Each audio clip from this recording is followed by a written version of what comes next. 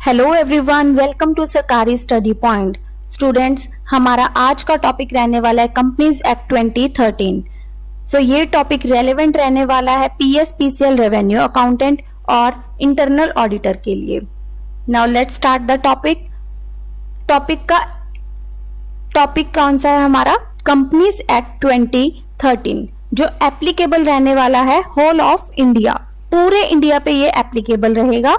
और इसकी जब शुरुआत हुई, कमेंसमेंट का मीनिंग होता है शुरुआत। सेक्शन 1 जो कि बिल्कुल स्टार्टिंग में आया और अदर सेक्शंस जो कि नोटिफिकेशंस के थ्रू आए, वो सब इसमें कवर होने वाले हैं। ये अब है कि कंपनीज एक्ट 2013 कहां पे एप्लीकेबल होने वाला है। ये कंपनीज पे लगेगा, insurance companies, banking companies, company producing और supplying electricity, companies regulated by special act और entities as notified by the central government. सबसे पहले हम देखने वाले हैं कि what is the meaning of company. Company means a company incorporated under this act. इस एक्ट में जो कंपनी को इनकॉर्पोरेट किया गया है। और अदर प्रीवियस कंपनी लॉ कौन सा था? 1956। तो ये किस सेक्शन में बात कही गई है? सेक्शन 2।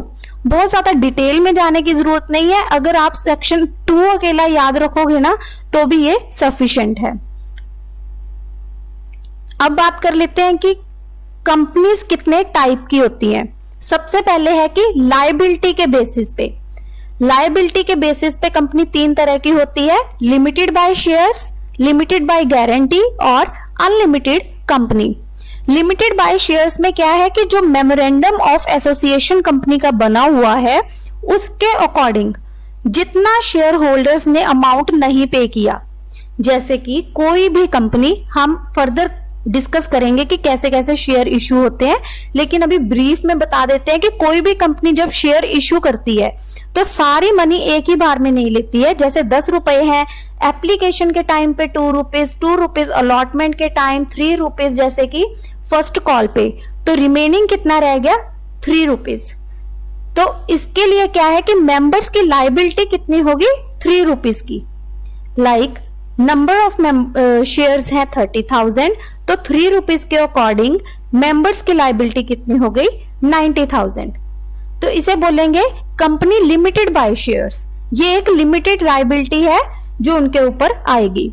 फिर इसके बाद आता है company limited by guarantee. Memorandum of accounts में क्या है? मेंबर्स को एक अमाउंट दे दिया जाता है। उन्हें बोला जाता है कि कंपनी की जो एसेट्स हैं, जब कंपनी वाउंड अप होगी तो उन एसेट्स में आपको कंट्रीब्यूट करना है। तो इस एसेट्स की वैल्यू से ज्यादा उन्हें कंट्रीब्यूट नहीं करना है। एक गारंटी दे दी जाती है कि कंपनी की जो एसेट्स है उतना अमाउंट आपको पे करना होगा। और थर्ड पे आता है हमारा अनलिमिटेड कंपनी। इसमें क्या है? लायबिलिटी जो है उसकी कोई लिमिट नहीं है, जितने भी अमाउंट की जरूरत होगी। ये भी हो सकता है कि उस वक्त किसी अमाउंट की जरूरत ना पड़े, बट ये भी हो सकता है कि मैक्स टू मैक्स कितना भी अमाउंट हो सकता है। तो इसे हम बोलेंगे अनलिमिटेड कंपनी। तो अब है कि वो देख लिया हमने कंपनी की लायबिलिटी के बेसिस पे। अब देख लेते हैं कि कंपनी में मेंबर्स कितने हैं, उसके बेसिस पे कंपनी कितने तरह की होती है। तो फर्स्ट पे है 1 पर्सन कंपनी, ओपीसी। 1 पर्सन का मतलब हो गया कि इसमें कितने मेंबर रहने वाले हैं? Only 1 person as a member, सिर्फ 1 पर्सन ही रहेगा। और मिनिमम पेड अप कैपिटल कोई टाइम लिमिट इसमें नहीं दी हुई है।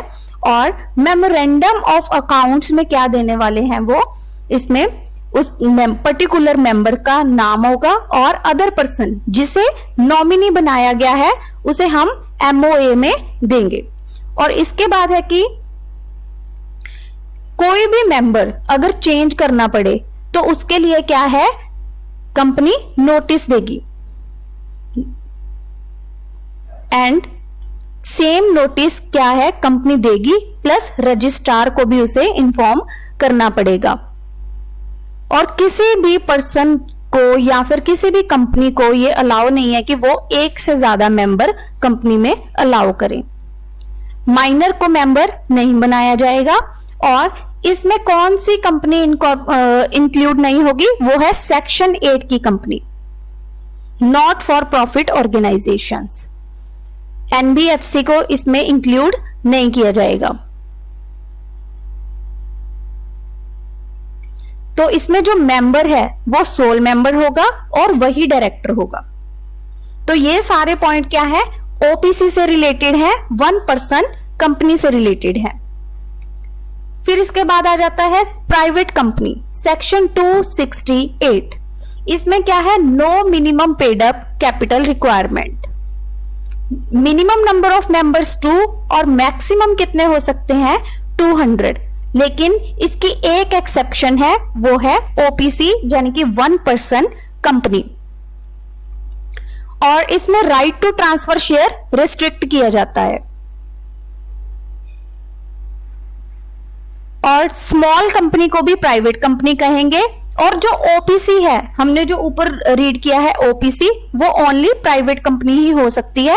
ओपीसी कभी भी पब्लिक कंपनी नहीं होती। इसके बाद है पब्लिक कंपनी, सेक्शन 271।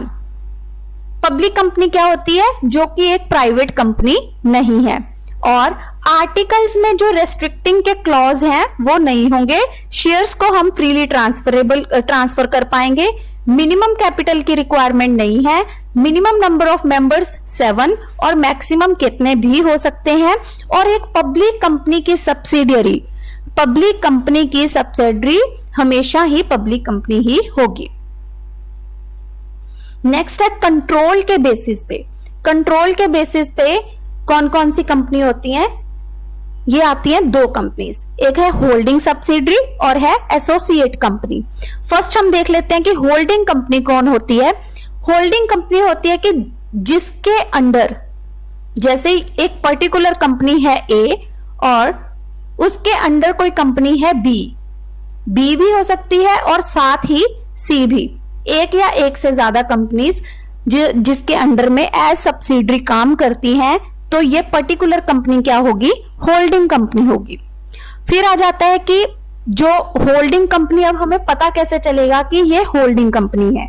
इसमें क्या है कि जो सब्सिडरी कंपनी है बी और सी, इसके बोर्ड ऑफ डायरेक्टर्स और मोर देन हाफ कितना होता है? 51%। कम से कम 51% उसका वोटिंग राइट किसके पास होना चाहिए? होल्डिंग कंपनी के पास होना चाहिए।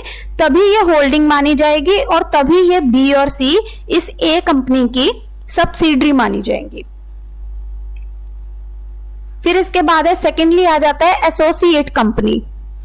In relation to another company means a company in which that other company has a significant influence. एक कंपनी का दूसरी कंपनी के ऊपर significant influence हो। significant influence क्या होता है कि वो at least 20% of total voting power उसका कंट्रोल करती हो, या फिर उसके जो बिजनेस के डिसीजन लिए जाते हैं किसी भी एग्रीमेंट के अंदर, वो 20% से ज्यादा हो, उससे कम नहीं होने चाहिए, कम से कम 20% होने चाहिए। या फिर किसी और कंपनी के साथ मिलकर वो क्या है, उसे होल्ड कर रही हो, यानी कि joint venture means a joint arrangement whereby the parties that have joint